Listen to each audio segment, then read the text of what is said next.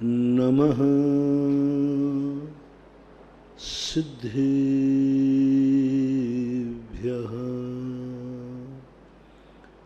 जय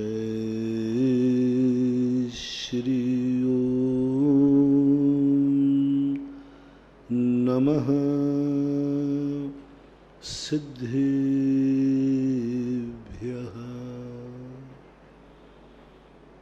सर्वमंगल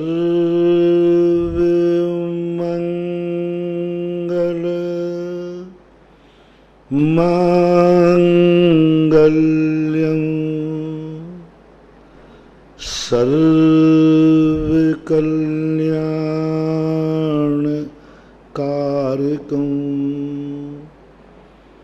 प्रधानं सर्वधर्माणां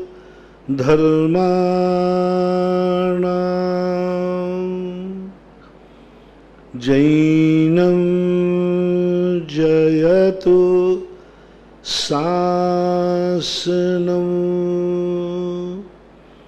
जैनं जयतु शासनं।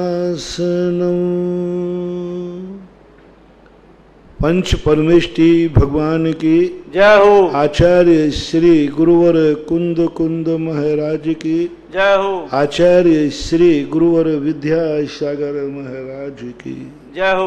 परम उपकारी निर्यापक चमन मुनिपुंग श्री सुधासागर जी महाराज की जय। आचार्य संघ की जय। नमस्ते। कोई भी खेत तुम्हें फसल दे सकता है, बीज को अंकुरित कर सकता है, फल दे सकता है, लेकिन वह अपनी सुरक्षा नहीं कर सकता। एक सबसे बड़ी कमी खेत के पास होती है। ताकत देखो उसकी कितनी है।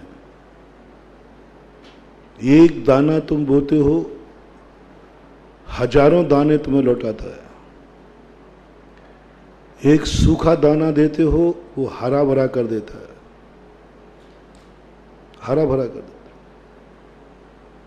फल देता है, लेकिन वो अपनी सुरक्षा नहीं कर सकता। वो अपनी सुरक्षा करने में समर्थ नहीं है। कोई भी उसको उजाड़ सकता है, नष्ट कर सकता है। बस यही स्थिति इस संसार में इस आत्मा की है। आत्मा एक खेत है और उसमें जो हमारा धर्म है, जो हमारा निधि है, जो हमारा पुण्य है, जब जब इस आत्मा में हमने धर्म का वपन किया, तब तब इस आत्मा में उस धर्म अंकुरित हुआ, फलीभूत हुआ। धर्म व्यक्ति थोड़ा करता है, फल बहुत मिलता है, बहुत थोड़ा करता है। धर्म बीज के समान होता है, थोड़ा सा बोया जाता है, लेकिन फल बहुत मिलता है। शास्त्रों में ऐसा आया, व्यक्ति धर्म बरगद के बीज के समान करता है। व्यक्ति नियम बरगद के पेड़ बीज के समान लेता है, लेकिन उसका जो फल मिलता है तो बरगद का वृक्ष कितना बड़ा होता है। सबसे छोटा होता है बरगद का बीज, सबसे छोटा, और सबसे बड़ा पेड़ होता है बरगद का। ये उपमा आचार्यों ने अपने धर्म के लिए दी। धर्म बहुत छोटा सा करता है। एक छोटा सा नियम लिया कि हम 14 को हिंसा नहीं करेंगे। फल देखो कितना फल। देवता उतर आए, जो 2-3 दिन पहले मैंने कहा था। कमल बिछा दिया, जो कमल मुनिराज को नहीं बैठा मिला। मैंने कहा था ना कि कभी आज तक कोई मुनिराज को कमल नहीं बिछे, मुनिराज कमल पर नहीं बैठे, देवताओं ने भी नहीं बैठाला। चलो ये कमल तो सचित है, वनस्पति का है। देवता विक्रिया रिद्धि करके बना देते। एक से एक महातपस्वी रिद्धिधारी मुनिराज हुए, चारण रिद्धिधारी मुनिराज हुए, सप्त ऋषि महाराज हुए। गणधर परमेष्ठी हुए, 63 रिद्धिधारी मुनिराज हुए, उनको भी देवताओं ने कमल नहीं दिया। और एक चांडाल को देवताओं ने कमल बिछा दिया। कैसा कमल, कितना सा फल, कितना सा बीज बोया था। एक अनंत 14 के दिन हिंसा नहीं करूंगा, लेकिन उस बीज के प्रति कितना दृढ़ था कि मरने की स्थिति आ गई, समुद्र में फेंकने की स्थिति आ गई, तो उसने कहा मर जाऊंगा लेकिन नियम तो नहीं तोड़ूंगा। मैं सदा कहा करता हूं कि हर व्यक्ति को अपनी जिंदगी में एक नियम ऐसा रखना है जिस पर तुम्हारा बलिदान निश्चित हो। एक नियम कोई भी, सारे संसार से मेरा कहना है। बड़े बड़े नियम रख पाओ या ना रख पाओ वो तुम्हारी शक्ति है। कोई भी एक नियम, छोटे से छोटा नियम, लेकिन वहां नियम लेते समय क्या करना है, इसके नियम को रक्षा करने के लिए मुझे मरना पड़े तो मैं मर जाऊंगा लेकिन नियम नहीं तोड़ूंगा। बस इतनी सी बात। जैन दर्शन में नियम का उतना बड़ा महत्व नहीं है, नियम पालन करने का महत्व। नियम की उतनी ज्यादा कीमत नहीं है। इस नियम का तुम्हारी दृष्टि में कितना मूल्यांकन है। नियम छोटा बड़ा नहीं होता मानव। मुनि व्रत भी बहुत छोटा व्रत हो सकता है और एक अनंत 14 का त्याग का व्रत बड़ा हो सकता है। कौए के मांस का त्याग मुनिराज से भी बड़ा हो सकता है। एक मछली का त्याग मुनिराज के महाव्रतों से भी बड़ा हो सकता है। शर्त है उस नियम का मूल्य कितना है। मुनिराज को यदि मौनिव्रत हैं और ऐसा संकट आने की स्थिति आ गई कि मौत सामने है, वो समझौता कर लेगा। मुनिव्रत का कोई मतलब नहीं। तुम्हारा नियम कोई हेका से जिंदगी में है कि जिसके साथ तुमने कहा हो कि मैं मर जाऊंगा लेकिन यह नियम नहीं टूटेगा, इस नियम को नहीं तोड़ूंगा, मरूंगा तो मर जाऊंगा। बस महानुभाव, ऐसा एक नियम लेना है जिसके ऊपर मौत चढ़ाना है। मौत मौत, ये नियम कोई ज्यादा कार्यकारी नहीं है। ये तात्कालिक व्यवस्थाएं बना देंगे, ये नियम, ये मजदूरी दिला देंगे हमें। हमने नियम पाला, हमें पुण्य बंद हो जाएगा, स्वर्ग चले जाएंगे, फिर संसार में भटक जाएंगे, फिर संसार में भटके।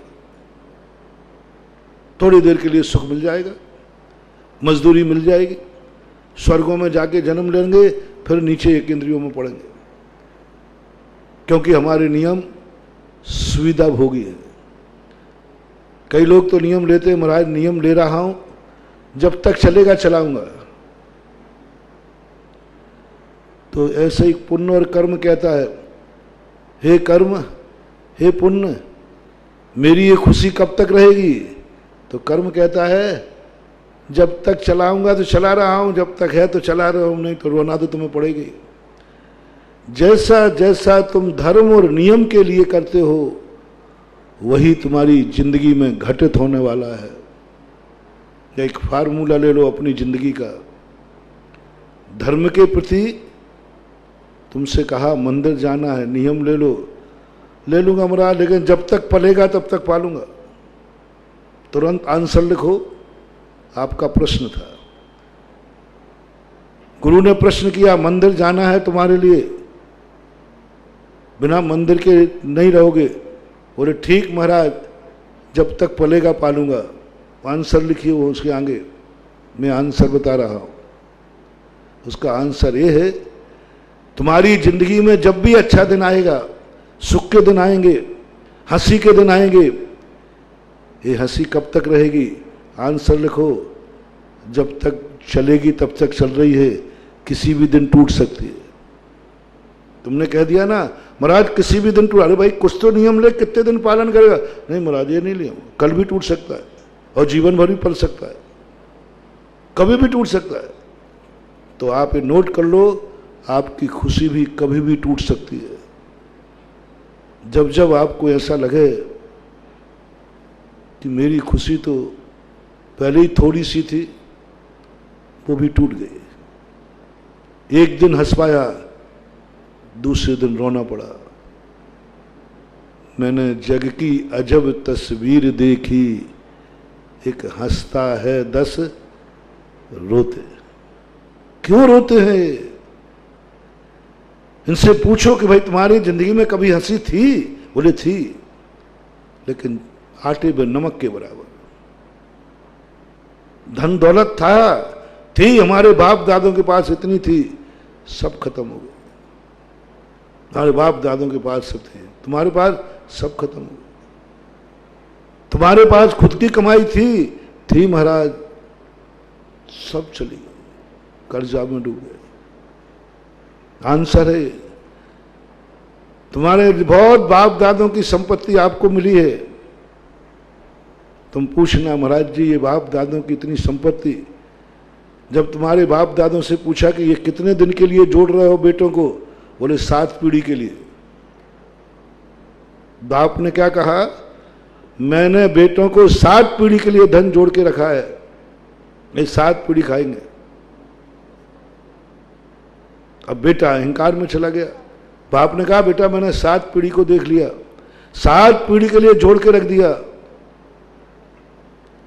तुम गुरु महाराज के पास गए, गुरु महाराज मेरे पिताजी मुझे 7 पीढ़ी का धन छोड़ के गए, कितने अच्छे पिताजी थे, यानी 7 पीढ़ियों को कमाना नहीं पड़ेगा, कुछ नहीं करना पड़ेगा। गुरु ने कहा इन बातों पर विश्वास मत करना। बोले पिताजी की बात पर विश्वास नहीं करो, और मैंने हिसाब भी लगा लिया, 1 साल का इतना खर्चा है तो 100 साल का कितना खर्चा होगा, 7 पीढ़ी का सब हिसाब लगा लिया। मैंने कि विश्वास मत करना, ये 7 पीढ़ी का धन किसी भी दिन खत्म हो सकता है, किसी भी दिन गायब बन सकता है। सोने की मोहरें कोयला बन सकती, कभी भी। महाराज कब होगा? कभी भी। तो ये कब तक चलेगा? जब तक चल रहा है चलाओ। ये जवाब आंसर लिख लेना। हर अमीर आदमी से कह रहा हूं आंसर लिख लेना। तुम स्वस्थ हो? महाराज मैं कब तक स्वस्थ रहूंगा?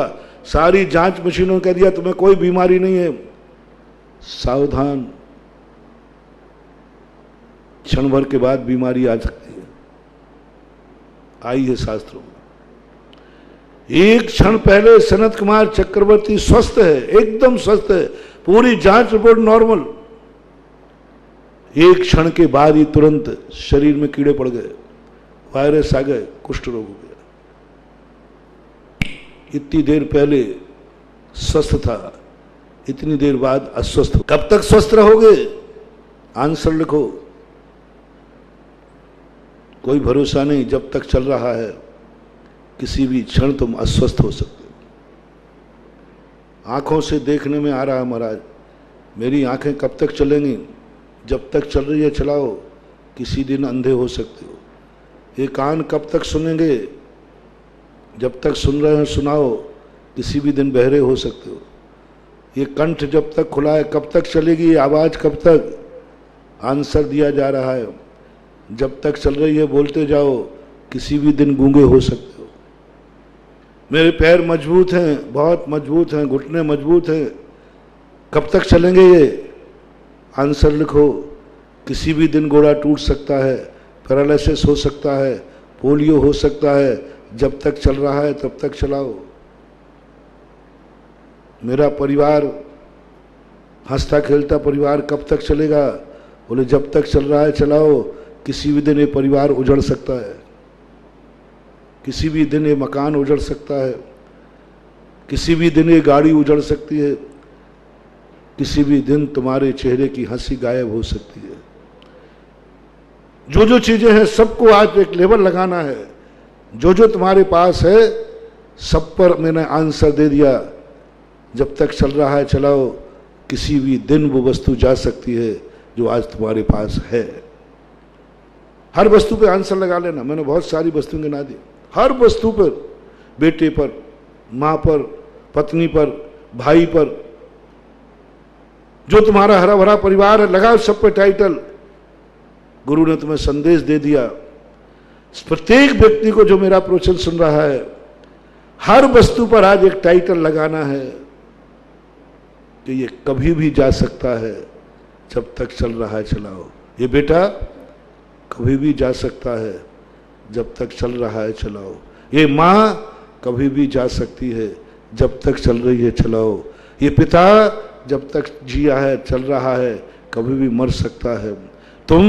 तुम्हारी श्वास जो आ रही है, किसी भी समय श्वास रुक सकती है। पति पत्नी हो, तुम दोनों एक दूसरे को समझो, किसी भी दिन तुम विधुर और विधवा हो सकते हो। धर्मात्मा लोगों से मेरा कहना है, तुम्हारा भी कोई भरोसा नहीं, किसी भी दिन धर्म गायब हो सकता है। एक क्षण पहले तुम जिस अवस्था में हो, दूसरे क्षण में, एक क्षण पहले तुम साधु की पदवी पर बैठे हो, दूसरे ही दिन तुम जेल में बैठ सकते हो। मत समझना, एक क्षण पहले साधु पदवी पर है, दूसरे क्षण जेल में है, दूसरे क्षण कामा में है, दूसरे क्षण बेहोशी में है। एक क्षण इज्जत हो रही, जय जयकार बोल रहा है, दूसरे क्षण में कोई तुझे फूटी आंख से नहीं देखेगा। एक क्षण वो है जो हजारों आंखें देखने को तरस रही हैं, दूसरे क्षण कोई फूटी आंख से नहीं देख रहा। आज तुम मंदिर आए हो, कब तक मंदिर आता रहूंगा कोई भरोसा नहीं, कभी भी छूट सकता है। प्रवचन भी कभी भी, कब तक प्रवचन दे रहे हो, कभी भी बंद हो सकते हैं। सुनना कभी भी बंद हो सकता है। जो जो चीज तुम्हें दुनिया में दिखे, आज सब चीज पर एक टाइटल चिपका दो, ये चीज कभी भी जा सकती है, जब तक चल रहा है तब तक चल रहा है। बस दो वाक्य लिखना है। और आज ये आपने क्या आंसर दे दिया, हमारी जिंदगी को बहुत छोटा कर दिया, मेरी बहुमूल्य वस्तुओं को बहुत छोटा कर दिया। मेरे बेटे की उम्र आपने बहुत कम कर दी। नहीं, मैंने कम नहीं की। मैंने ये कहा जब तक चल रहा है चलाओ, जब तक चल रहा है चलाओ। मैंने कहा कि कभी मर जाएगा, लेकिन सावधान, कभी भी जा सकता है। और नीचे का बाग खतरनाक है, ऊपर का बाग उससे ज्यादा खतरनाक है। जब तक चल रहा है चलाओ। मझधार में डूब सकती है, जवानी में मर सकता है, पालने में मर सकता है, पढ़ाई करते करते मर सकता है, बाप के कंधे पर बेटे की अर्थी जा सकती है, जाती हुई देखी। बल्कि यहां तक देखा होगा आप लोगों ने, दादा के कंधे पर पोते की अर्थी सभी की जा सकती है। कितनी छोटी हो गई उम्र तुम्हारे बेटे की, पोते की, जीवन भर का साथी बनाया है, आज पति पत्नी की उम्र कितनी छोटी कर दी। किसी भी दिन ये संबंध टूट सकता है, अकेले बच जाओगे, विधुर विधवा हो जाओगे। कब तक चलेगा, जब तक चल रहा है तब तक चलाओ। कितनी छोटा हो गया तुम्हारी जिंदगी का संबंध, थोड़ा सोचो, सोचो, इस तरफ सोचो, इस संसार को इस दृष्टि से देखो।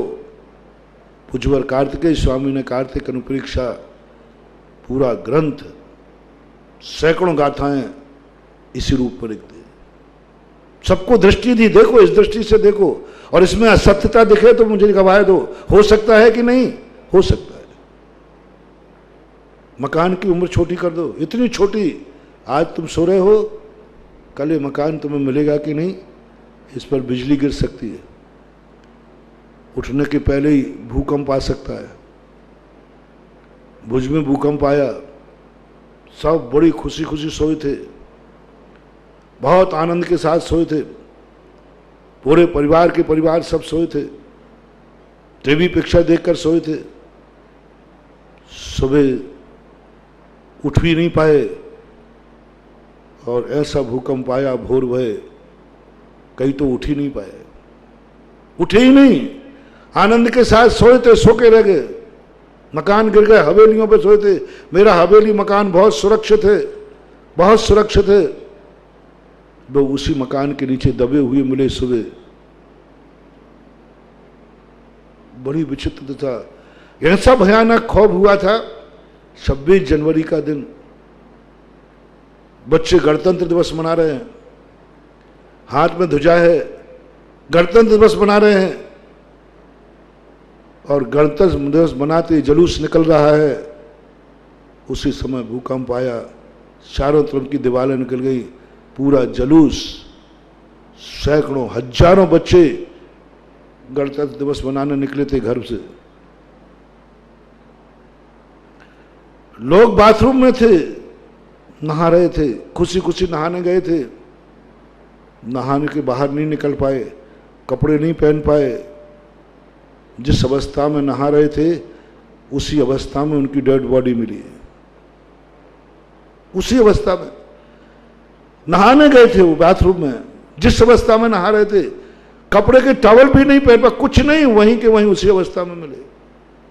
जो बाथरूम कर रहा था, बाथरूम करते उसी अवस्था में मिला। टॉयलेट में था, टॉयलेट पे मिला। जो जहां था, मत समझो कि तुम स्नान गृह में गए हो, बाहर निकलोगे कि भी नहीं, ये सोच के जाना। जब तक चल रहा है चलाओ। देश का सबसे बड़ा राष्ट्रपति फखरुद्दीन अली अहमद बाथरूम में गया, लौट के नहीं आया, लौट के नहीं। इतना बड़ा राष्ट्रपति, बाहर खड़े हैं सब लोग, बाथरूम के लिए गया, लौट के नहीं आया। जो स्थिति बनी सबको मालूम। सोचो थोड़ा, एक मिनट विचार करो। यानी हमारे बाथरूम से लौटने का भरोसा नहीं, हां नहीं भरोसा है। तुम्हारा एक गिलास खाया है, दूसरा खा पाओगे ये भी भरोसा नहीं है। हम लोगों का तो पक्का ही है, क्योंकि दूसरे गिलास में अंतराय आ सकता है। तुम्हारा भी कोई भरोसा नहीं। हर चीज की उम्र एक समय, हर वस्तु की उम्र को एक समय मानना है आपको। आपको समझाने के लिए समय समझ में नहीं आए तो 1 सेकंड मान लो। हमारे यहां समय लगा। हर चीज को आज देखना, हर चीज को एक देखना। जो जो चीज तुम्हें दिखने में आए, सुनने में आए, बोलने में आए, खाने में, इस सब की उम्र कितनी है? 1 सेकंड, बस 1 सेकंड, इससे ज्यादा मत मानना। गाड़ी में चल रहे हो, अपनी उम्र 1 सेकंड की मान के चलना। दूसरे सेकंड कुछ भी हो सकता है, ये दुनिया है। 1 सेकंड श्वास अंदर गई है, बस वही ठीक है। वो निकल भी पाएगी कि नहीं ये भी मत सोचना। जब ऐसा विहंगम दृश्य देखते हैं तो रूह कांप जाती है। हर चीज की कीमत, हर चीज का समुद्र 1 सेकंड। महाराज जी इतनी छोटा कर दी तुमने तो दुनिया, सब कुछ को इतना छोटा कर दिया। 1 सेकंड क्या कहलाता है? पलक झपकते ही निकल जाता है। मैंने वही सत्य बताया जो घटित हो रहा है, जो घटित हो रहा है, जो तुम्हारे अनुभव में आ रहा है। और यदि किसी के अनुभव में नहीं आ रहा है तो जवाब दे किसकी कितनी उम्र है, कितनी देर की गारंटी ले सकते हैं। शास्त्रों में आया कि एक बार धर्मराज सुबह दूध पी रहे थे, सोने का कटोरा था, धूप में बैठे हुए थे। उसी समय उनके सामने एक याचक आया। तो याचक ने कहा कि साहब मिले। उन्होंने कहा कल आना, थोड़ी देर बाद आना, अभी हम लोग दूध पी रहे। भीम ने सुना, भीम उठ करके डंडोरा पीटने लगा, सुनो रे भाई, सुनो सुनो सुनो। बोले क्या बात है भीम भाई? बोले हमारे भैया ने काल को जीत लिया है। हमारे भैया ने काल को जीत लिया है। जो लोग कहते काल कोई नहीं जीत पाता, मेरे भाई ने जीत लिया। जब ये डिंडोरी पता चली धर्मराज को, बोले भीम क्या घोषणा कर रहे हो? बोले भैया मैंने अपने कानों से सुना है, आपने काल को जीत लिया है, आपने काल को जीत लिया, काल का रिमोट कंट्रोल आपके पास है, आप चाहें तो जो कर सकते हैं। बोले कैसे जीता काल को, मैंने कैसे जीत लिया? बोले भैया मुझे पता नहीं, मैंने तो कानों से सुना। बोले मैंने कब कहा? बोले भैया अभी भिखारी आया था ना, तो आपने कहा कल आना। इसका अर्थ है आपने कल तक की जिंदगी जीत ली कि वो भी जिंदा रहेगा और आप भी रहेंगे, वो भी जिंदा रहेगा और आप भी जिंदा रहेंगे, ये तो पक्का हो गया। और जिसने एक दिन जीत लिया वो 100 दिन भी जीत सकता है। धर्मराज लज्जित हो गया, बोले भीम मेरी गलती हो गई, एक दिन जीत सकते? इंद्रप्रस्थ जुआ खेलने आए थे, ताला भी लगा के नहीं आए होंगे, नौकरों से कह के आए थे सबसे, मैं हस्तिनापुर जा रहा हूं, लौट के जा पाए क्या? शाम को हस्तिनापुर नरेश थे, प्रातःकाल दुर्योधन के दास थे। हस्तिनापुर इंद्रप्रस्थ लौट के ही नहीं जा पाए। कौन जीत सकता है इस काल को, कर्म को, विधि को? सारा काम इंतजाम करके आए थे और कल तो वापस आ जाएंगे। वे पांडु पुत्र इतने पुण्यशाली, तद्भव मोक्षगामी जीव, वो कल को नहीं जान पाए कि कल ये इंद्रप्रस्थ मेरे हाथ में ही नहीं रहेगा। वे नहीं जान पाए कि जिस इंद्रप्रस्थ को मैंने पसीना बहा के बनाया, मैं राजा हूं, कल ये इंद्रप्रस्थ मेरा नहीं रहेगा। इतना सा वो पांडव तद्भव मोक्षगामी जीव नहीं जान पाए, नहीं समझ पाए, नहीं समझ पाए। वो वशिष्ठ जैसे महागुरु, जिनसे गुरु दशरथ ने, राजा दशरथ ने कहा गुरुदेव कोई अच्छा मुहूर्त निकालो, मैं राम का राज्य तिलक करना चाहता हूं। बहुत देख करके मुहूर्त निकाला और कहा गया वैष्णव दर्शन के अनुसार। दशरथ कहते हैं गुरुदेव कोई दूसरा मुहूर्त नहीं है, ये कार्य बार बार तो होगा नहीं, मेरे दोनों बेटे ननिहाल गए हैं, ननिहाल गए, कैके पंजाब के पास होता उधर, कैके देश, शायद वो पाकिस्तान में चला गया कि इधर कहाँ है, पंजाब का उधर पड़ता है, काशी पंजाब की तरफ, कैके पंजाब देश की थी, उधर से उतनी दूर गए, उनको कैसे बुलाया जाए, इतनी जल्दी मुहूर्त निकाला। तो गुरु ने कहा राजन या तो बेटों का मुंह कर लो या मुहूर्त सुधवा लो। ऐसा मुहूर्त सैकड़ों सालों में नहीं आया है, सैकड़ों सालों में ऐसा मुहूर्त नहीं आया है। अंत में दशरथ ने कहा चलो कोई बात नहीं, बेटों को मैं समझा दूंगा, कार्य मुहूर्त से होना चाहिए। वशिष्ठ जैसा गुरु, ज्योतिष के आंकड़े बैठाने वाला गुरु, किस्मत के आंकड़े नहीं समझ पाया, इस काल की विडंबना नहीं समझ पाया कि सुबह क्या होने वाला है।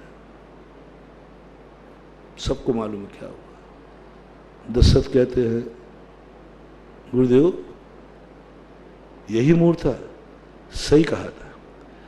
आज तक कभी ऐसा हुआ नहीं कि जिसको सुबह राजगद्दी मिलना हो और रात में वनवास हो जाए, ऐसा आज तक हुआ नहीं, सही में ऐसा ही मुहूर्त था।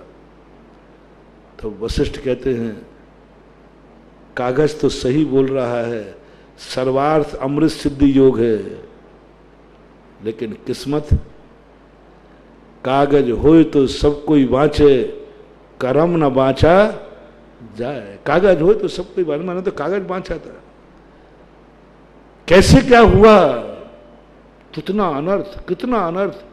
पूरी अयोध्या तो उजड़ गई, पूरा परिवार तो उजड़ गया, पूरी अयोध्या अनाथ हो गई। क्या हुआ उसको मैं कहने की जरूरत नहीं, कौन जान पाया। क्या खुद श्री राम, क्या खुद लक्ष्मण, क्या ज्योतिषाचार्य, क्या वशिष्ठ गुरु, क्या राजा दशरथ, कौन जान पाया इस विडंबना को। इसलिए मैं कह रहा हूं, जो भी तुम्हारे सामने घटित हो रहा है, जो भी तुम्हारे चेहरे पर हंसी है, इसकी उम्र 1 सेकंड है। 1 सेकंड। सावधान रहना, ये हंसी दूसरे क्षण रह पाएगी कि नहीं। राजा दशरथ की हंसी नहीं रह पाई। क्या क्या उम्मीदें बनाई थी, सब उम्मीदों पानी पड़ गया। और से एक नहीं, सैकड़ों उदाहरण है, सैकड़ों उदाहरण। अच्छे भी है, बुरे भी है। अच्छे भी बुरे दोनों है। मैं किसी अच्छे और बुरे का भेद नहीं कर रहा हूं। बुराई की भी उम्र 1 क्षण मानना, दूसरे क्षण हमने अच्छे हुए देखे हैं। रात भर का पापी, सप्त व्यसन करने वाला, बुरा देखना, बुरे का परिवर्तन। कोई व्यक्ति यदि बुरा है, बुराई है, तो ये मत समझना कि वो बुराई स्थायी है, 1 क्षण लगेगा। रात भर का सप्त व्यसनी, पापी, चोर, डाकू, व्यभिचारी, रात का और प्रातः काल का केवल ज्ञानी, सिद्ध भगवान, मुनिराज। रात का पापी है, अंजन चोर, डांका डाल के आया, वो भी अपनी गणिका को मनाने के लिए डांका डाल के आया। डांका डाल रहा है, सबसे बड़ा डाकू है। और देखो, रात का डाकू, सुबह का साधु। सुबह सूर्य किरण निकलते ही तो केवल ज्ञान हो गया, मोक्ष हो गया। कितनी उम्र है पाप की, कितनी उम्र है बुरे दिनों की, कितनी उम्र है बुराई की। ज्यादा मत घबराना। कितनी भी बड़ी बुराई तुम्हारे पास हो, उसकी उम्र को यह मत मानना कि मैं बुरा हूं तो कल भी बुरा ही रहूंगा। आज मैं गरीब हूं तो कल भी गरीब रहूंगा। आज मैं अंधा हूं तो कल भी अंधा रहूंगा। उल्टा ले लो। पहले कहा था आज आंखों वाले हो तो कल आंखों में रहेंगी, नहीं रहेंगी। ऐसे ही अंधे में ले लो। आज अंधे हो, कल तुम आंखों में अंधे कल भी रहोगे, नहीं। आज लंगड़े हो, कल भी रहोगे, नहीं। नहीं, इसमें भी परिवर्तन होते देखा जाता है। इनकी उम्र भी 1 क्षण, 1 क्षण। अब मैं आपसे पूछना चाहता हूं, ये तो मैंने स्वरूप बता दिया, जगत का स्वरूप बता दिया, शास्त्रों के आधार बता दिया। आप पाप की, बुरे दिनों की, अच्छे दिनों की, पुण्य के दिनों की, किसकी उम्र कितनी बढ़वाना चाहते हो, वो तरीका मेरे पास है। सबकी ऐसे ही रहने दो। कितनी उम्र कही? 1 सेकंड। 1 सेकंड उम्र यहीं पर छोड़ दूं, आगे पीछे ना घटाऊं ना बढ़ाऊं। 1 क्षण, वो तो हमारे हाथ, उसको तो ना हम घटा सकेंगे ना बढ़ा सकेंगे। एक समय की, समय को अपन सेकंड माना है, वो ना घटा सकोगे ना बढ़ा सकोगे। बढ़ा सकते हो, घटा नहीं सकते। इतनी उम्र तो हर पर्याय की है, क्योंकि प्रत्येक अर्थ पर्याय की उम्र एक समय होती है। अर्थ पर्याय जो होती हैं वो एक समय बढ़ती होती है, उसको कम हो ही नहीं सकती।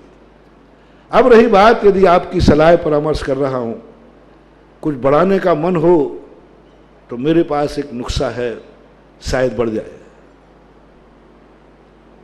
क्या राय है भाई? यहीं रखूं कि बढ़ाऊं? बोल बेटा, लाइव वालों बोलो। चलो, एक ही सेकंड की उम्र रखूं कि बढ़वाऊं उम्र? बोलते नहीं भाई। बढ़ाओ बढ़ाओ बढ़ाओ, बहुत अच्छा। कब कुछ तो कहा। बुराइयों की बढ़ाऊं कि अच्छाइयों की? बुरे दिन की बढ़ाऊं कि अच्छे दिनों की? अंधे की बढ़ाऊं कि आंखों वाले की? लंगड़े की बढ़ाऊं कि अच्छे पैर वालों की? किसकी बढ़ाऊं? अंधे की बढ़ाऊं कि अंधा जीवन भर रहे? कि आंखों वाले की बढ़ाऊं कि इसकी आंखें सलामत रहे? मैं ही कह देता हूं, हमारा अंधे की उम्र मत बढ़ाना है, नहीं बढ़ाना। अंधे की उम्र नहीं बढ़ाना। लंगड़े की उम्र नहीं बढ़ाना, पापी की उम्र नहीं बढ़ाना, पापों की उम्र मत बढ़ाना। चलो नहीं बढ़ाऊंगा, एक समय है वह बुरा दिन, बुरी आदत, बुरे दिन एक समय में नष्ट हो जाएं, हम भावना करते हैं। लेकिन कैसे होगा?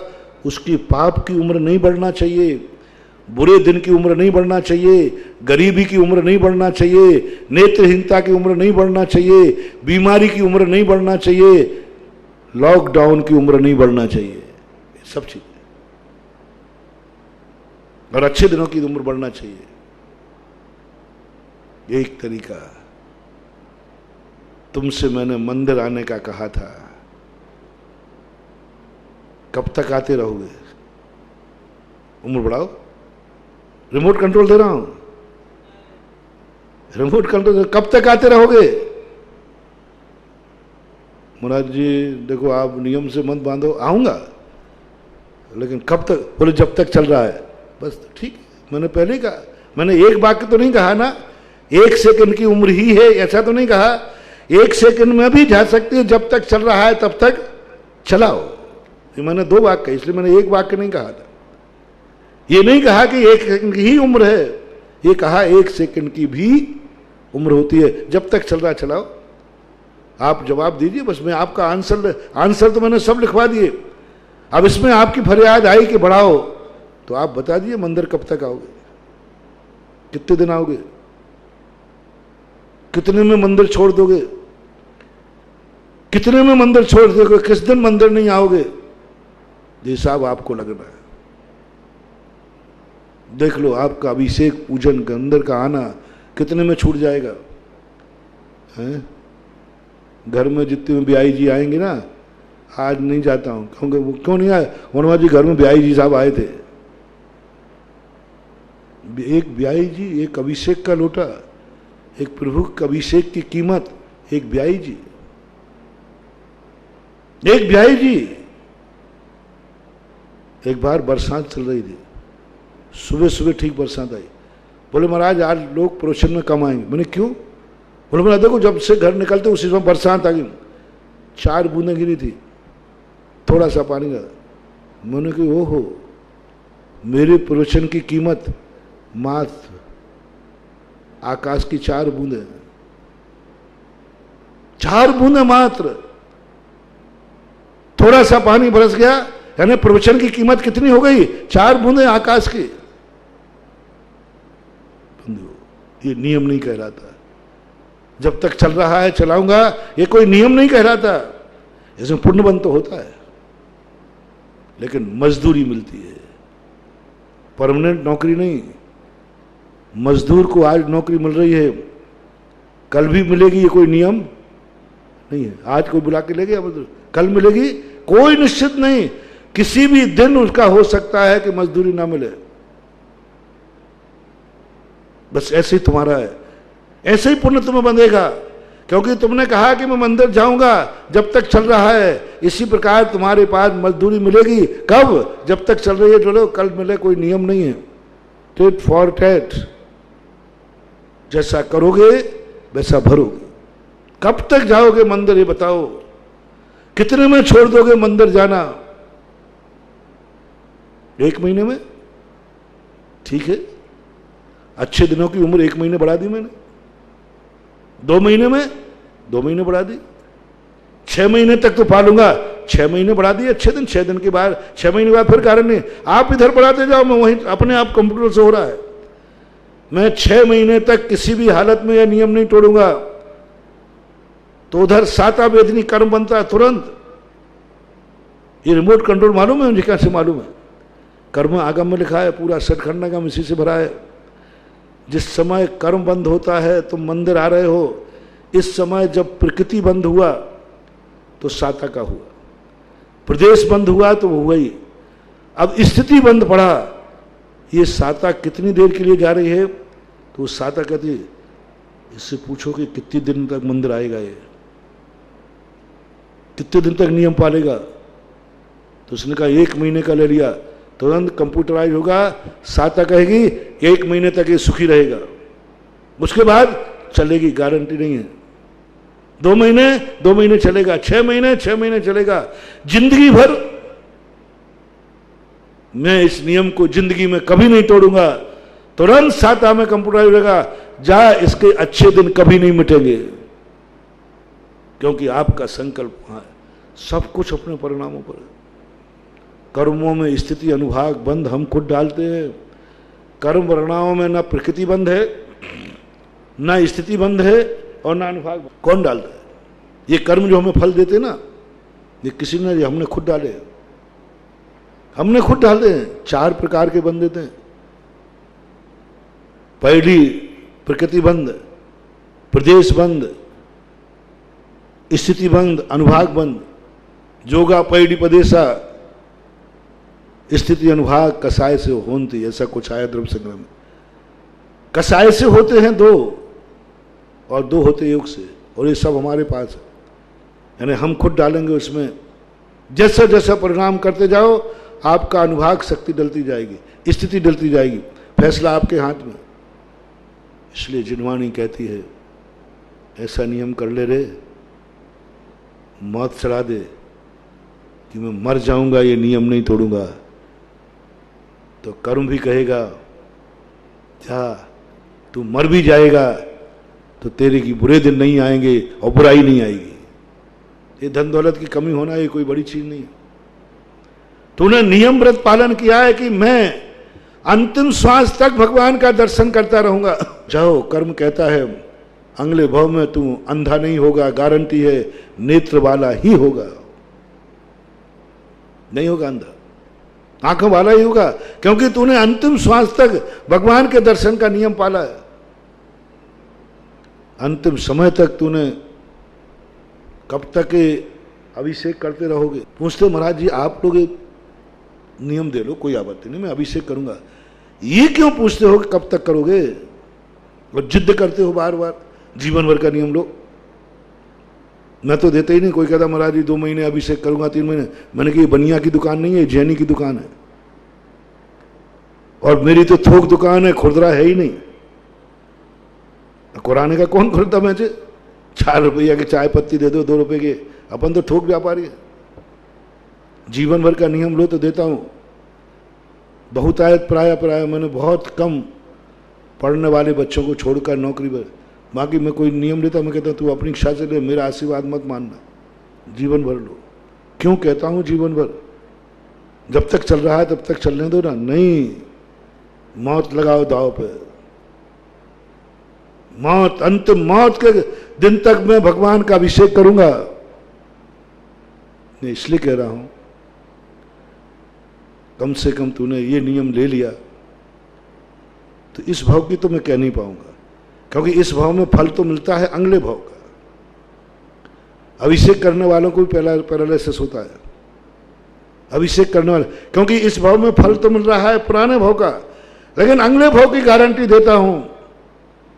पूरी जिंदगी में तुमने एक नियम लिया, भगवान तेरा अभिषेक जिंदगी भर करूंगा, अंतिम श्वास तक करूंगा, अंतिम दिन तक करूंगा।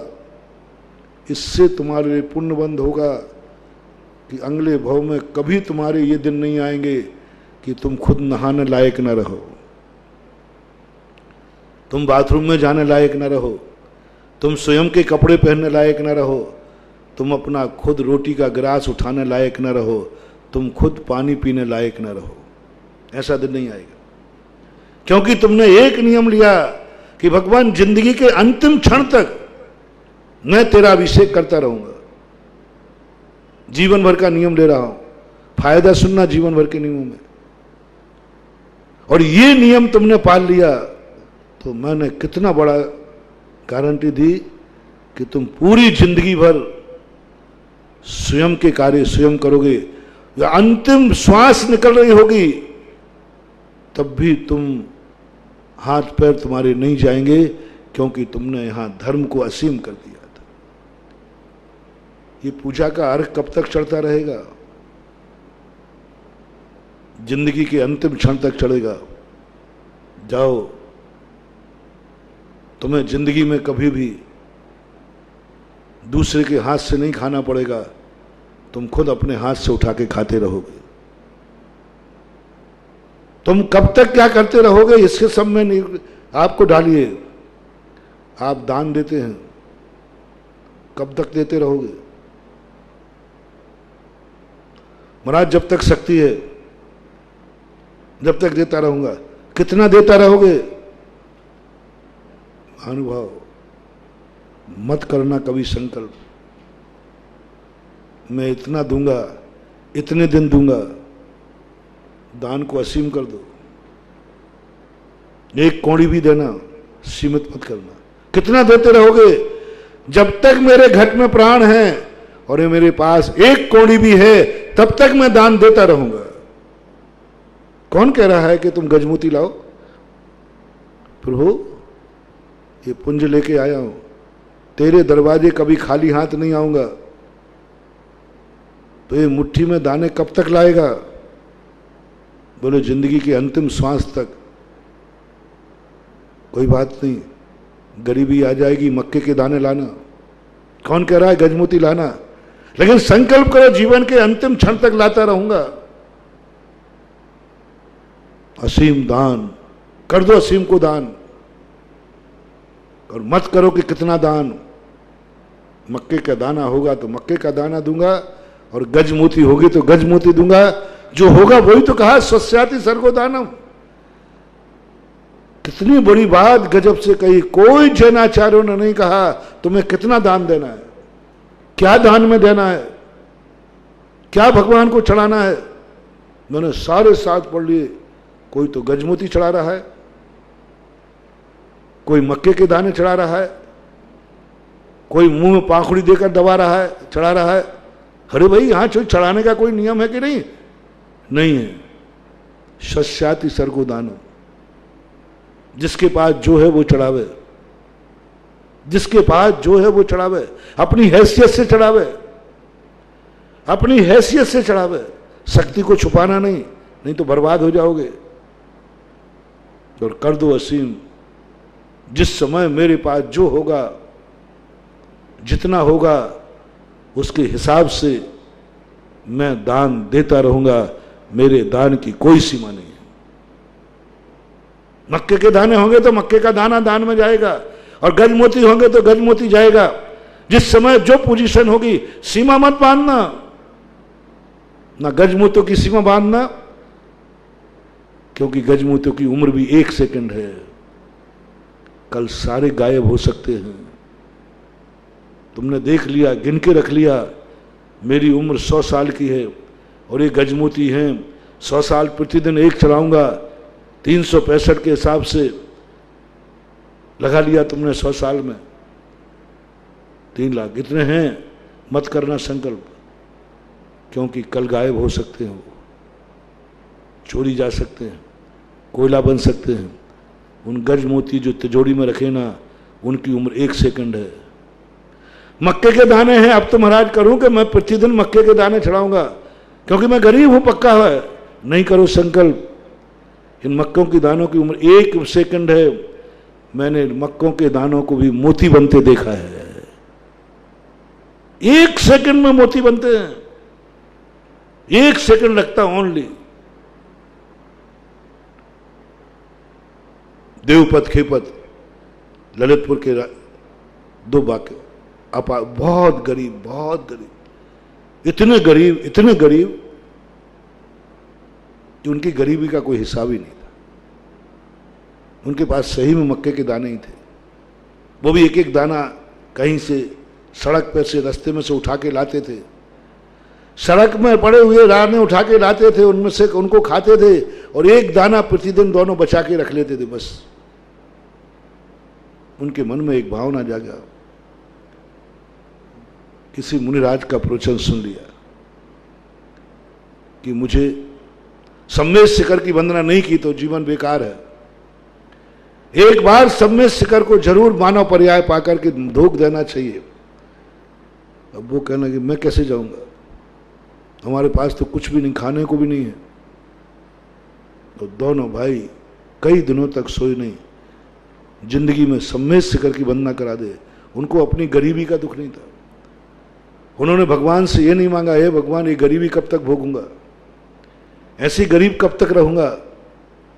उन्होंने कभी जिंदगी में भगवान से कुछ नहीं मांगा। मांगा तो क्या मांगा, बस प्रभु बस इतना सा पुण्य दे दे कि मैं सम्मेद शिखर की वंदना करके मरूं, बस। गरीबी नहीं मांगी उन्होंने, कब तक गरीबी सहन की जाएगी। प्रकृति कांप गई। इतना गरीब लोग, अनाथ बच्चे जूठा खाते हैं, मक्के के दाने बीन कर खाते हैं। ये एक बार भी ये नहीं कह रहे भगवान थोड़ी दया कर, ऐसी छोटी सी उम्र में इस गरीबी में जिंदगी कैसे निकालूंगा। नहीं मांगा उन्होंने भगवान, किसी से नहीं मांगा, किसी से भीख मांगने भी नहीं जाते थे। वो भीख मांगने भी नहीं जाते थे, जो सड़कों पर पड़ा मिल जाता था वो खाते थे। मात्र एक मांगी उन्होंने जिंदगी में एक बार, बस मरने के पहले सम्मेद शिखर की वंदना। उन्होंने मन बना लिया कि अपन पैदल निकलते हैं, रास्ते रास्ते दाने बीन बीन कर खाते जाएंगे और चले जाएंगे। और उसके लिए उन्होंने क्या शुरू कर दिया, प्रतिदिन जितने दाने वो सड़क पर से बीन के लाते, उनमें से एक दाना सुरक्षित कर देते। क्या संकल्प करके कि कभी यदि अपन सम्मेद शिखर जाने का मौका मिला तो क्या सम्मेद शिखर अपन खाली हाथ वंदना करेंगे। ओहो, भावना तो देखो रे पवित्र। सम्मेद शिखर जाएंगे तो क्या खाली हाथ वंदना करेंगे, एक एक दाना बना के रख लिया। कौन है दुनिया में आज जो इस प्रकार का परिणाम करे, एक एक दाना दान के लिए बचा के रखे। उनके पुण्य से एक दिन एक सेठ ने घोषणा की कि जो कोई भी सम्मेद शिखर की वंदना चलना चाहता है, काफिला जा रहा है पूरा। बच्चों ने कहा अरे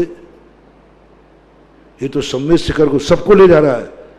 बच्चे पहुंचे, सेठ जी हम भी चले। चल बेकारी भिखमंगे कहेंगे, तुम क्या वंदना करोगे, छोटे बच्चे हो। उन्होंने कहा नहीं साहब, हम तो आपके यहां मजदूरी कर लेंगे। अब सेठ लोगों को तो नौकर चाहिए। बोले क्या करोगे, बोले जो कराओगे वो करूंगा। रास्ते में लकड़ी कंडे सब बीनूंगा, पानी भरूंगा। मजदूरी क्या लोगे, कुछ नहीं, एक टाइम का भोजन। अब इतने सस्ते में मजदूर, ठीक है छोकरे करने चलने दो। उन्होंने पोटरी बांध करके, देखना मक्के के दानों की उम्र भी कितनी होती है। सुसाइड मत करना अभी जल्दी लोग परेशानी। और इसलिए मैं कह रहा हूं कि आजकल प्रसंग चल रहा है सुसाइड का। बता किसी एक बहुत बड़े आदमी ने सुसाइड कर लिया, बहुत सुसाइडें हो रही हैं अभी। उनसे मैं कह रहा हूं क्यों सुसाइड कर रहे हो। महाराज जी बहुत बुरे दिन आ गए, बहुत टेंशन में हूं, कुछ भी नहीं, कोई दिमागी काम नहीं कर रहा है। लॉकडाउन में कई व्यापारी लोगों के दिमाग काम नहीं, क्या करूं, सब चौपट हो गया। मरना मत, मरना मत। बुरे दिन की उम्र 1 सेकंड है। मरना मत। इन बुरे दिन की उम्र भी सीमित है, ये असीम नहीं है। हर उदासीन व्यक्ति से मेरा कहना है जल्दी मत मरना। इस बुरे दिन की उम्र बहुत छोटी है, अच्छा दिन आएगा। तुम थोड़ा सा विकल्प करो कि तुम अच्छा दिन चाहते हो। तुमने किसी को अच्छे दिन में से कोई समय दिया है, तुमने क्या दिया वो बता रहा हूं मैं। तुमने कभी भगवान के लिए दिया, भगवान मेरे अच्छे दिन आ जाएं, कैसे आ जाएं, कभी तुमने भगवान के लिए किया। उन्होंने एक दाना सम्मेद शिखर काफिला पहुंचा। पहुंचने के बाद सब लोग वंदना को गए। सेठ जी रत्नों के थाल भर के ले गए, 20 टोकों पर 20 थाल चढ़े रत्नों के। अब इन लोगों की तो रात की ड्यूटी थी, 24 घंटे ड्यूटी देते थे। लकड़ी बीनने जाए, कंडे बीनने जाए, पानी भरें और ड्यूटी देवे। वो तो वंदना नहीं कर पाए। और लौटने की घोषणा हो गई सेठ जी का कि अब कल काफिला पुनः शिखर जी से ललितपुर आएगा, की तरफ रवाना होगा। बच्चे को तो पसीना आ गया। देखो कैसे दुर्भाग्य, मधुबन तक आ गया लेकिन पहाड़ की वंदना नहीं कर पाए। सेठ जी ने ध्यान नहीं दिया। एक दिन मजदूरों से कह देते कि आज सब मजदूर वंदना करने जाएंगे, कौन जानता है, गरीबों की कौन सुनता है। बच्चों की तो हालत खराब। कल सेठ जी चले जाएंगे, शिखर जी की वंदना रह जाएगी, कल नहीं आ गए, कुआं के पास आके प्यासा रह जाओ। ओह, उन दोनों बच्चों ने कहा पूरे 6 महीने हो गए अपन को नौकरी करते करते, आज तक अपन ने बेईमानी नहीं की, लेकिन हे भगवान, हे पारसनाथ भगवान, तूने मेरी बेईमानी का फल ये कि अपने पास बुला करके भी दर्शन नहीं दे रहा है। आज मैं बेईमानी करूंगा। और रात में सारे लोग थके हुए थे, सो गए। दोनों बच्चों ने वो मक्के के दाने उठाए और दौड़ लगा दी एकदम। शेर जी उठ नहीं पाए, उसके पहले दन बंदा करके लौट के आऊंगा। ड्यूटी से चोरी करके चले गए। और बस जैसे ही चौक पर पहुंचे, पारसनाथ टोंक पर, मक्के के दाने जो थे 2-4 दाने फेंके, भागो जल्दी, क्योंकि जल्दी लौटना है। बस यूं किया और जैसे भागो। अब आखिरी वंदना थी सेठ जी की। सेठ जी अपने समय पर उठे, बच्चे लौट कर आकर ड्यूटी पे हो गए, ड्यूटी पे तैयार हो गए। अब सेठ जी की आखिरी वंदना होना थी। बस जैसे वंदना को गए तो गौतम गंधर्व पर तो चमचमाते माणिक चढ़े थे, मोती चढ़े थे, हीरा चढ़े थे। सेठ जी को तो अहंकार था कि आज तक सम्मेश शिखर के पहाड़ पर किसी ने मोती रत्न नहीं चढ़ाए और मैं थाल भर के चढ़ा रहा हूं। ये कौन मेरे पैसे पहले चढ़ा गया। 20 टोकों पर देखे, हर पर डायमंड, और ऐसे चमचमाते डायमंड कि सेठ जी के वे रत्न उनके सामने फीके लग रहे हैं। अब सेठ जी को तो आग लगी कि मेरे से बड़ा शिखर जी में कौन आया है। नीचे आके यात्रा तो स्थगित की, आज नहीं जाएगा काफिला। पहले ये बताओ, मधुबन में मेरे से बड़ा सेठ कौन आया है जो मेरे से पहले वंदना करने गया और ये मोती चढ़ा के गया, रत्न चढ़ा के गया। पूरे मधुबन में खोजा, कोई सेठ था ही नहीं। बच्चों को ये खबर नहीं, तो बच्चों ने बड़ी खुशी मनाई कि चलो आज कम से कम काफिला नहीं जा रहा है, कल अपन ने किया ना, आज भी एक वंदना और। धर्मात्मा को धर्म का लोभ जागता है, पापी को पाप का राग जागता है। पापी को पाप का एक बार और, एक धन और कमाऊं, एक जुआ और लगाऊं दांव पर। पापी क्या कहता है, एक दांव और, एक दांव और। ऐसे ही धर्मात्मा सोचता है, एक पूजा और, एक वंदना और। आज भी देखो किसी ने अपन को पकड़ नहीं पाया, सब सो जाएंगे फिर जाएंगे।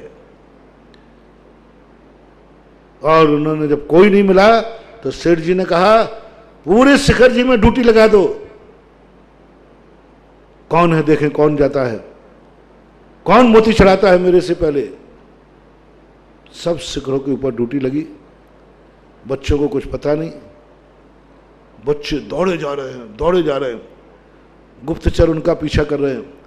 और जैसे उन्होंने मक्के के दाने उस पर फेंके, गौतम गंधर्व पर, कुंथनाथ भगवान की टोंक पर वो फेंके और वहां तो जलाते हुए रत्न हो जाए। गुप्तचरों ने उन बालकों को पकड़ लिया और जाकर सेठ जी के सामने, क्यों तुम जाते हो वंदना करने? जी, तुम्हारी तो ड्यूटी है। बोलो ये रत्न तुमने कहां से चुराए? जो तुम चढ़ाते हो ये रत्न तुमने किसके यहां से चोरी किए? रात में ड्यूटी देते हो कि चोरी करते हो? उन्होंने कहा साहब मैं क्या चोरी करूंगा, बस इतनी चोरी जरूर की है, मैंने रात में ड्यूटी से बेईमानी करके वंदना की है, लेकिन मैंने रत्न नहीं चढ़ाया। मेरे पास कहाँ सेठ जाए, मेरे पास मक्के के दाने। उसकी पिटाई की, खूब पिटा उनको। कहीं से चोरी करके लाते हो। सेठ तो गुस्से में था ही, क्योंकि उनका अपमान हो चुका था। अंत में उन्होंने कहा साहब मैंने मक्के के दाने चढ़ाए, मैंने रत्न नहीं चढ़ाए। फिर कौन चढ़ाया? गुप्तचर कहते साहब इसके पहले कोई नहीं गया और मैंने इनके हाथ से रत्न गिरते देखे। गवाह मिल गई, मैंने खुद अपने हाथ से इन्होंने रत्न चढ़ाए हुए हैं। और बच्चे ने कभी होश ही नहीं रहा, लौट के कहां देखें, वो तो भाग रहे हैं। साहब मैंने तो मुट्ठी में मक्के दाने। तो क्या तेरे में, तुम पुण्यहीनों में, तुम इन जूठन खाने वालों में क्या इतना पुण्य है कि मक्के के दाने मोती बन जाएं? बोले साहब मुझे पता नहीं है। सेठ ने कहा ऐसे कैसे मारूं इनको, चलो आज फिर वंदना के लिए ले चलते हैं और इनके हाथ में मक्के के दाने देना। यदि डालते समय इनके मोती बन गए तो ठीक, और नहीं बनेंगे तो वहीं इनके सिर कलम कर देना। ये चोर और डाकू हैं, बदमाश हैं। शिखर जी की वंदना फिर चालू हुई। दोनों बच्चे हथकड़ी डली हैं, लेकिन दोनों बच्चों के मन में कोई गिले शिकवा नहीं है। पिटाई हुई उसका गम नहीं है, आरोप लगा उसका गम नहीं है। उनको एक ही खुशी है, आज तीसरी वंदना करने फिर मौका मिलेगा। और मरते समय मुझे मरना तो निश्चित है, क्योंकि हम लोग तो पापी हैं, पुण्यहीन हैं।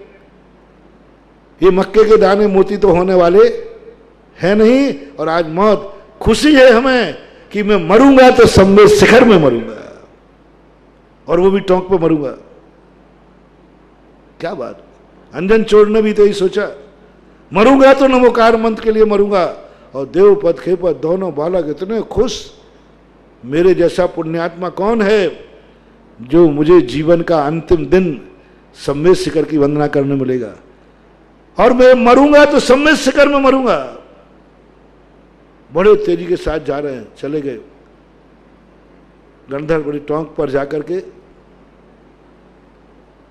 कुंथनार टोंक पड़ती है पहले गंधर के बाद, वहां सब जमघट लगा, बहुत हजारों लोग गए उस दिन। तो बोले इनके हाथ में मक्के के दाने दिए जाएं, देखते हैं मोती बनते हैं कि नहीं बनते, और नहीं हुए तो यहीं सिर कलम कर दो इनका। तो उन्होंने कहा साहब सम्मेद शिखर है, यहाँ कैसे मारो? बोले जेल में डाल देना, नीचे मार देना।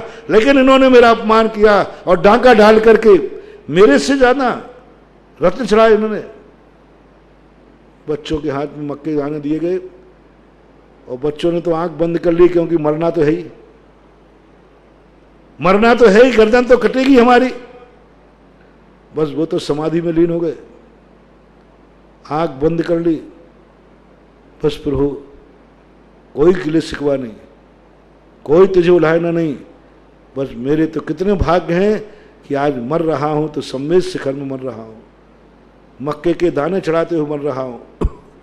ओहो अवभाग, धन धन, आनंद से उछल रहे हैं। और दोनों हाथों से मक्के के दाने यूं कर दिए। जैसे ही हाथ खुला, वे मक्के के दाने नीचे एक एक मोती, एक एक डायमंड बन करके ढेर लग गया। भगवान के चरण रत्नों से ढक गए। सेठ जी आश्चर्यचकित रह गया,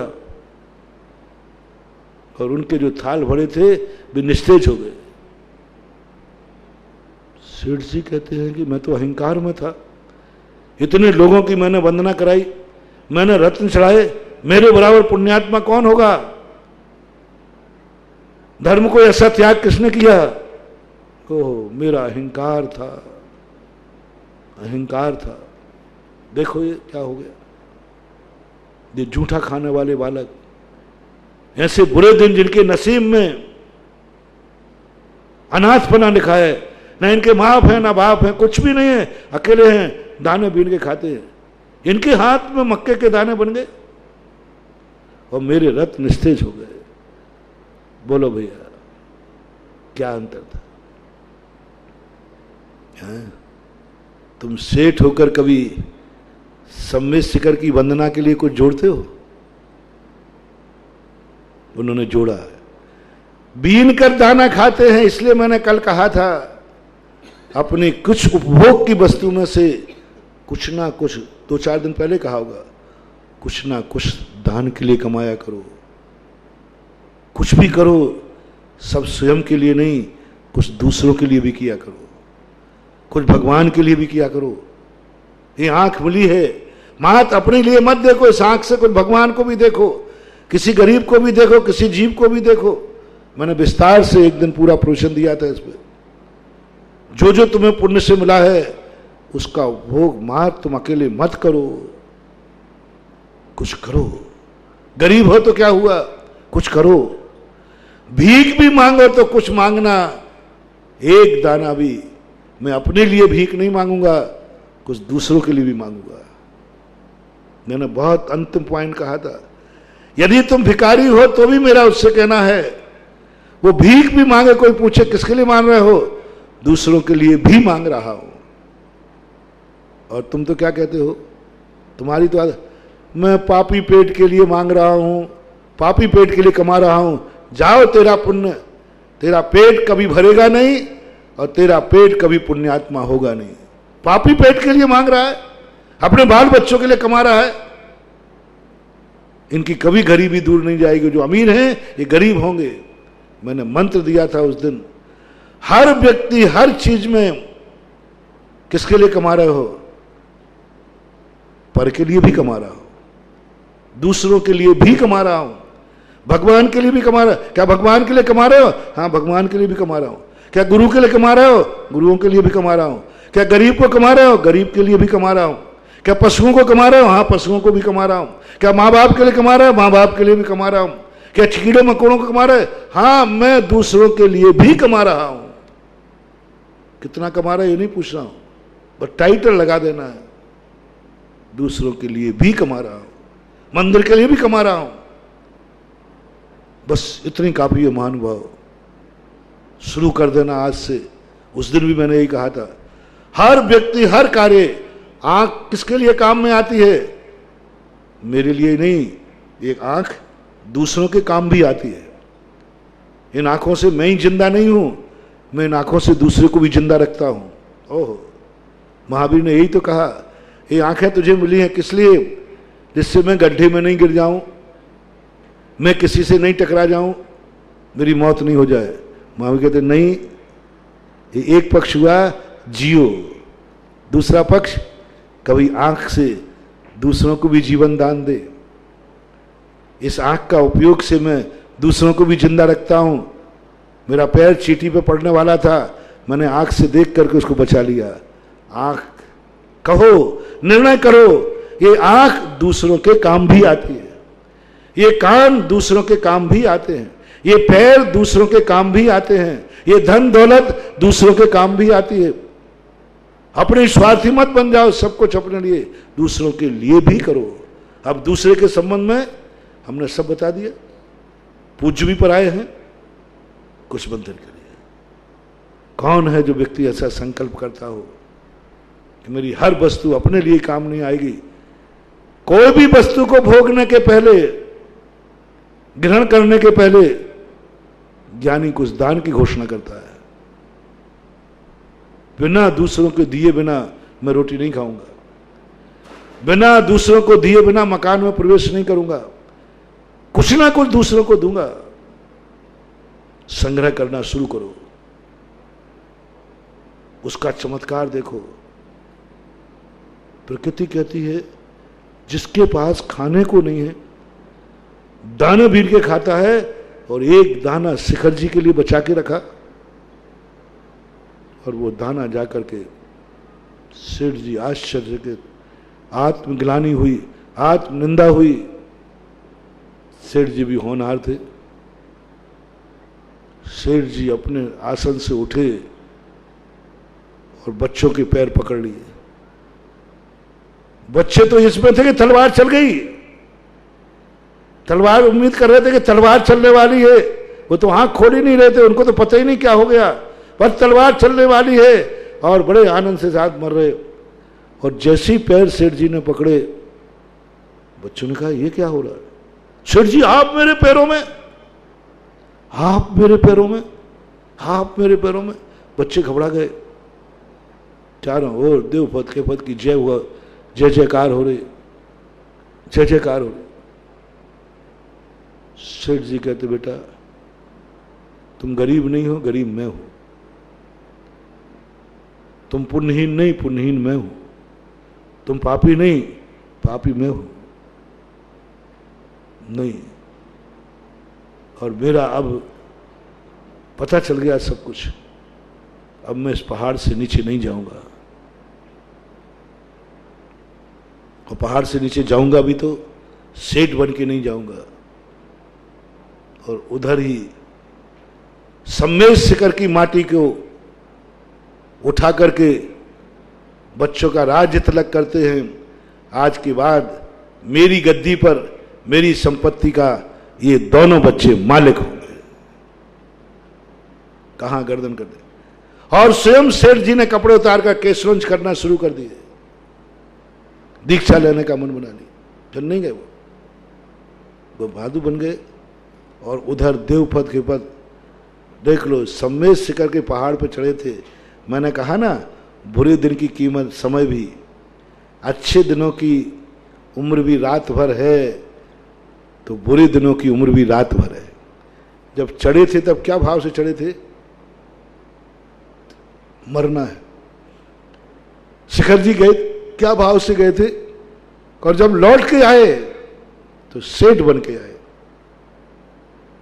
दलितपुर में जब लौट, रास्ते में लोग देख के दंग रहे, ये वो छोकरे जो लकड़ी बीनने जाते थे, कंडे बीनने जाते थे, जूठन खाते थे, और ये सेठ बन गए। चारों तरफ चर्चा बन गई कि सेठ ने इनका राज तिलक किया। चारों तरफ जब ललितपुर में आए, सारा ललित नरेश, सारे ललितपुर के सारे लोग देखने के कि ये वो बच्चे हैं जो झूठे, हर व्यक्ति ये तो मेरे दरवाजे दाना बीनता था, ये तो जूठा पड़ा हुआ खाते थे, और ये सेठ बन गए। बड़ी सभा लगी। सभा में दोनों बालक ने विचार किया, अपनी किस्मत में तो था नहीं, अपनी किस्मत तो बहुत बुरी है, अपन तो अनाथ जन्मे हैं, अपनी किस्मत तो जूठा खाने के लिए जन्मी है। ये सब जो मैं आज सेठ बना हूं, किसकी बदौलत बना हूं? धर्म की बदौलत, सम्मेश शिखर की वंदना की बदौलत। सुनो रे अहंकारियों, देवपद कहते आज जो कुछ भी मेरे पास है सब धर्म का है, मेरा कुछ भी नहीं, मैं तो कर्महीन हूं।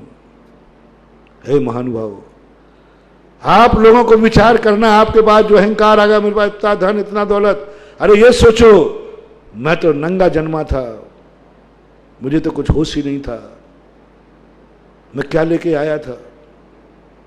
जो कुछ भी मेरे पास है, बोलो, बच्चा जन्मता है क्या लेके आता है?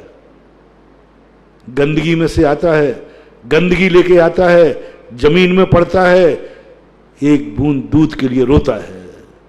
देखो बदकिस्मती, देखो उसकी, गंदगी में पला, पेट में गंदगी में साथ लेके आया और जमीन पे पड़ा, और क्या रह रहा है? एक एक बूंद को रो रहा है, कोई मेरे मुंह में एक बूंद दूध डाल दो। ऐसी फक्कड़ दशा में बने। अब मैं पूछता हूं आपसे, आपके जन्म का बालक नहीं देखा हो तो देखा ना कहीं अस्पताल में, क्या लेके आता है वो, कैसी दशा होती है, कैसा लगता है? चूहा जैसा लगता है, चूहा जैसा, ना खाने की चिंता, ना कुछ, गंदगी खाता है, गंदगी खाता है, क्या है उसकी जीवन, देखो कैसा लगता है। अब आप बड़े हो गए, आपके पास मकान भी है, जायदाद भी है, अच्छे कपड़े हैं, भोजन की थाली है, गाड़ी घोड़ा है, तुम तो लेके आए नहीं थे, ये किसकी कृपा से है, ये किसका है? बस इतना सा जवाब पूछ रहा हूं मैं। किसको श्रेय देना? तुम्हारी औकात तो वीडियो बना के दिखा दूंगा, तुम्हारे बचपन का फोटो दिखा दूंगा, कोई भी कुछ लेके नहीं आए, और आज तुम मालिक बन गए एक मकान के, एक फैक्ट्री के, एक माइंस के, 1 करोड़ रुपए की एफडी बन गई तुम्हारे पास, और इतना बड़ा हंसता खेलता परिवार है। तुम भी अब स्वस्थ हो, अब तुम्हें मालूम है मुझे क्या खाना क्या नहीं खाना, और जब चाहो तब खाने को मिल रहा है, जो चाहे पहनने को मिल रहा है। बस इतना सा पूछना चाहता हूं, ये सारा व्यवहार तुम लेके नहीं आए थे, तुम तो बदनसीब होके जन्मे थे किसी की गोदी में, शरण में, अनाथ होकर जन्मे थे किसी की गोदी में, और आज तुम इसके मालिक बन गए। ये सब किसके खाते डालना चाहते हो? परीक्षा, पेपर दे रहा हूं, किसके खाते डालना चाहते हो? किसकी बदौलत है? किस कारण से? किसका है ये सब कुछ? अहंकारी होगा, बोले महाराज जी मेरा है खुद का, मेरी मैंने अपने पसीने से मकान बनाया है, मैंने अपनी पसीने बुद्धि से कमाया है, जो कुछ सब मेरा है। दूसरा कहेगा महाराज ये सब कुछ मेरे बाप दादों का है, मेरी वसीयत है, मेरे बाप दादों ने दिया है, उनकी है। तीसरा कहेगा ये जो कुछ भी है सब धर्म ने दिया है, धर्म का है, प्रभु तेरा है, तूने दिया है। अब देखना, पहला व्यक्ति पर केस चलेगा कर्म का, अरे दुष्ट तू क्या लेके आया था? एक कौड़ी भी लेके नहीं आया था, एक धागा भी लेके नहीं आया था, और कहता सब मेरा है। और बाप दादों का कहेगा ठीक है, कम से कम इसने बड़ों को दिया।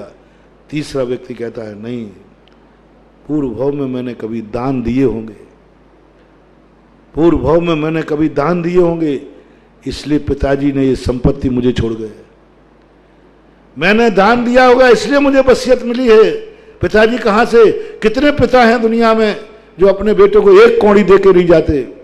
मेरे पिता इतनी वसीयत दे गए, मेरा ये दान का फल है।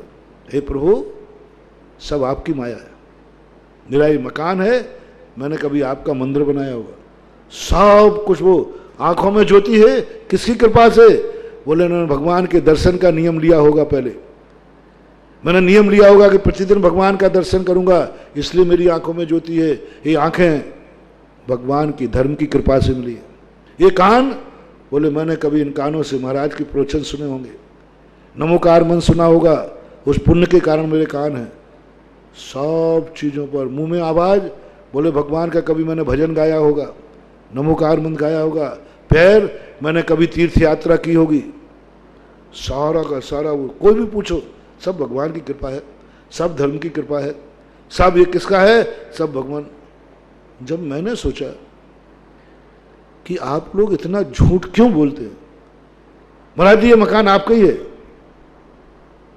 अरे मैंने क्यों रे झूठा, मक्खन पालिश करने वाला, और सब कहते सब महाराज मकान आपका ही है, महाराज ये गाड़ी आपकी है, यहां तक कहते महाराज जी ये बच्चे भी आपके ही है, आशीर्वाद है, सब कहते। मैं सोचता हूं कि ये लोग इतना झूठ क्यों बोलते हैं? मेरा तो कुछ भी नहीं भैया, कहीं से कुछ नहीं है, ना मन से है, ना वचन से है, ना काय से है। जो था वो भी छोड़ देते हैं हम लोग। तो फिर तुम झूठ क्यों बोलते हो? मुझे पहले लगता था तुम्हें पाप का बंद होगा ऐसा बोलोगे, अब नहीं बोलता। अब मुझे पता चल गया, अरे ये तो इनकी बनिया है, ये कभी ऐसे ही नहीं बोल सकते, आपकी कमाई है, सब आपका ही है। किसी दुश्मन से बोल के देखा ना? नहीं। महाराज से क्यों बोलते हो? क्योंकि तुम्हें मालूम है कि यही आदत हमें डालना है कि सब भगवान की कृपा से, सब भगवान आपका है, सब माया आपकी है, सब आपकी। ये कहना ही तुम्हारा पुण्य का भंडार भरना है। कमाई तुम्हारी, मकान तुम्हारा, तुम्हारे बाप का, और तुम कह रहे सब भगवान का है। ये एक बहुत बड़े पुण्य कमाने की शक्ति है। देवपत खेपत ने सेठ जी ने कमाई दी, उसकी भक्ति से प्रकट हुई, और देवपत ने क्या कह दिया? ये सब भगवान की भक्ति से मिला। हे गांव वालों, हे ललितपुर वालों, तुम्हें तो मालूम है कि हमारे पास तो कुछ भी नहीं था, हम तो दाना, ये सब भगवान की कृपा है, सब भगवान की कृपा से मिले हैं, सब पारसनाथ की कृपा, सब से डाल दिया। सबने कहा। इसलिए मेरी सारे समाज के सामने फरियाद है, सेठ जी ने हमें पूरी संपत्ति मुझे दे दी, ये सब मेरी नहीं है। नहीं, सेठ ने पंचनामा लिखा है। बोले वो तो लिखा है, ये सब धर्म की है, और धर्म के कारण आई है, भक्ति की है, भक्ति के कारण आई है, इसलिए जो भी सेठ की संपत्ति वो मुझे दे गए, मैं ये सारी संपत्ति को दान की घोषणा करता हूं। लोग कहने लगे कि अरे भिखारियों, बड़ी मुश्किल में संपत्ति मिली थी, थोड़ा ऐश कर लो। पापी होता तो ऐश करता, बड़ी मुश्किल से धन मिला है, गरीबी के बाद अमीरी आती है, लोग बहुत कल्पनाएं करते हैं। गरीबी के बाद अमीरी आने पर लोग बहुत पापी हो जाते।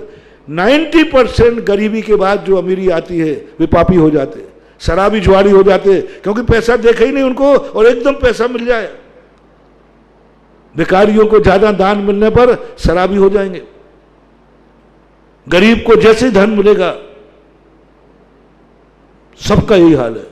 लेकिन देवभक्त ने कहा नहीं, अपनी किस्मत तो जैसी थी वैसे ही रहेगी। दाना बीन के खाते थे, मैं दाना ही बीन के खाऊंगा।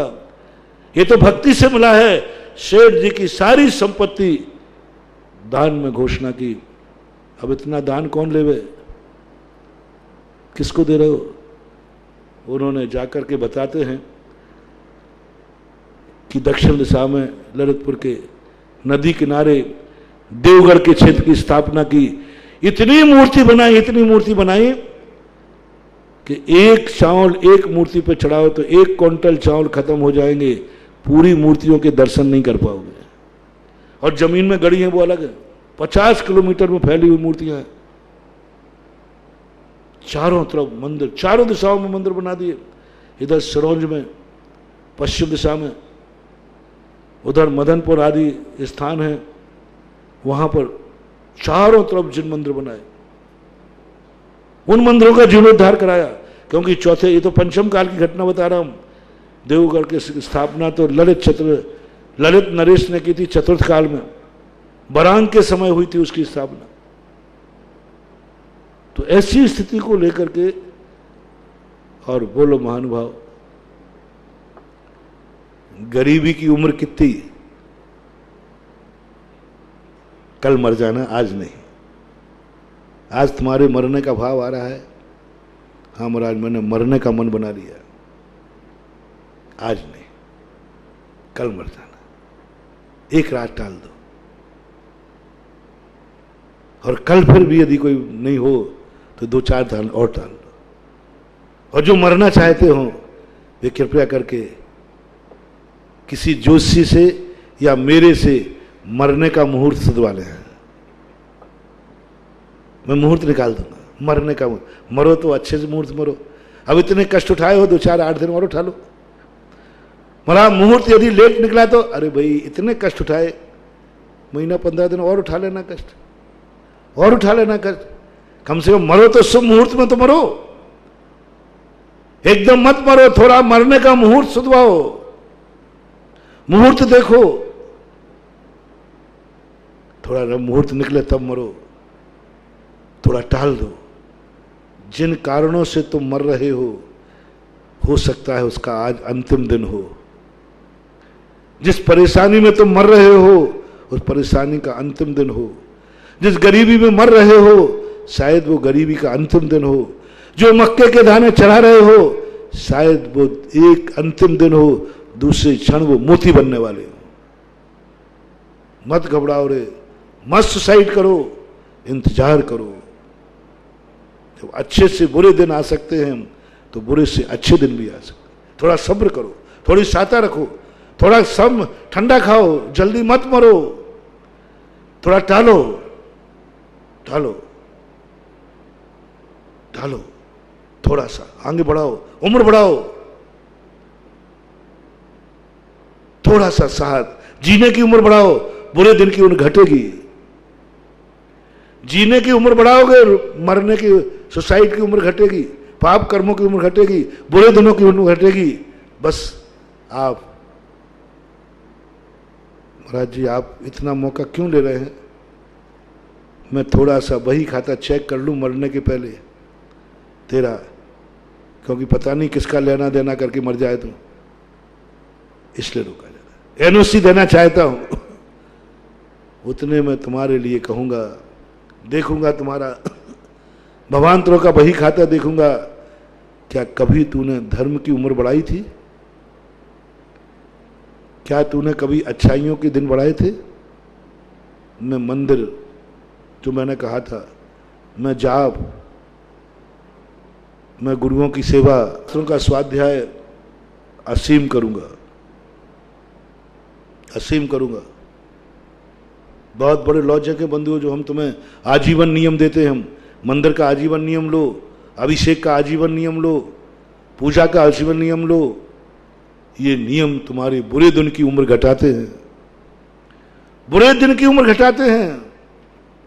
दर्शन करने का नियम लो, जीवन भर करूंगा, बिना दर्शन के भोजन नहीं करूंगा, ये अंधेपन की उम्र घटाते हैं, अंधेपन की उम्र घटाते हैं। तुम्हें अंधा होंगे लेकिन उसकी उम्र घट जाएगी, यानी ज्यादा दिन तक अंधे नहीं रह पाओगे। मैं प्रतिदिन किसी ना किसी को औषधि दूंगा, बीमारी के दिन घट जाएंगे तुम्हारे।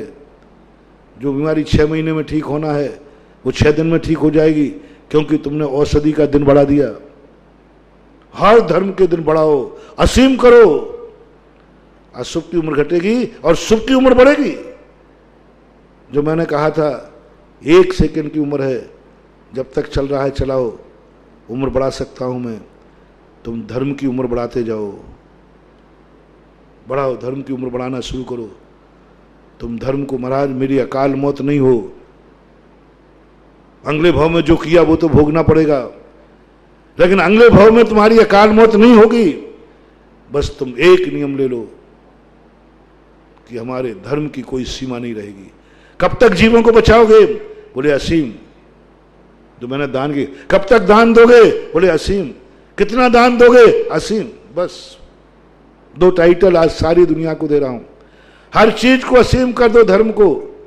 दर्शन से लेकर हमने पूरी बात कही। कब तक दर्शन करोगे भगवान के? असीम। कितनी देर करोगे? असीम। कब तक अभिषेक करोगे? असीम। कब तक पूजा करोगे? असीम। कब तक आहार दोगे? असीम। कब तक माला फेरोगे? असीम। कब तक स्वाध्याय करोगे? असीम। कब तक दान दोगे? असीम। सब धर्म की क्रियाओं पर असीम का टाइटल लगा दो, असीम। कितना बलिदान दोगे? बोले मौत। मुनि बने कब तक के लिए? बोले असीम।